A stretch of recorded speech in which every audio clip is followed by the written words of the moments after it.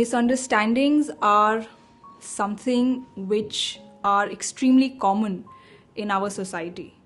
We see it in family life, we see it at workplace, and we see it in any group where a lot of people are working together. So for example, there might be some misunderstandings between you or your spouse, between you or any other family member, between you or your in-laws.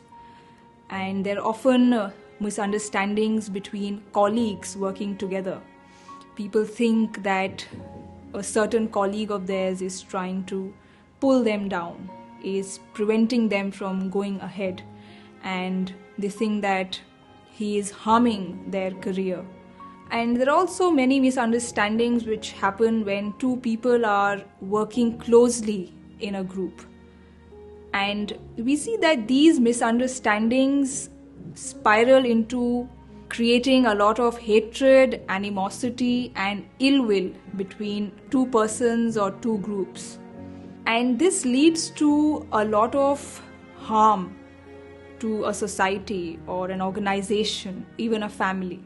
So we have to try to understand the phenomena of misunderstandings, why at all misunderstandings are created, and what is the approach or what is the method in trying to overcome or avoid having these misunderstandings. So first of all, we have to understand that a misunderstanding is an untrue opinion which you form about a person. It's a wrong opinion which you have developed about a certain person in your mind. And what is very serious here is that the said person or the concerned person may not possess that deficiency which you attribute to him. He may not have that flaw in his personality or that deficiency in his character which you have assumed. So your assumption about the other person or your misunderstanding about him is something which exists in your mind. It has no reality outside of your mind. So this is a very important aspect which we have to understand. Many a times we end up assuming things about a person, and that person is actually free of all those things. If we think about it and if we try to understand the matter more properly about that person, we realize that we were wrong. It was something which was a figment of our imagination, and it has no basis in reality.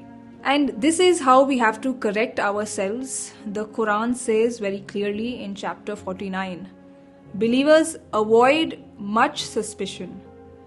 Indeed, some suspicion is a sin.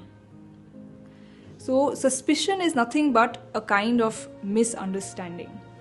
And even the Prophet Muhammad, peace be upon him, has said, beware of suspicion, because it is the worst kind of falsehood. So when we form an opinion about a person, when you develop an opinion about a person, you have to be extremely cautious. It is not something which you must take easily or in a very light way. You have to understand and you have to actually scrutinize whether the opinion that you have developed about another person is actually true or not.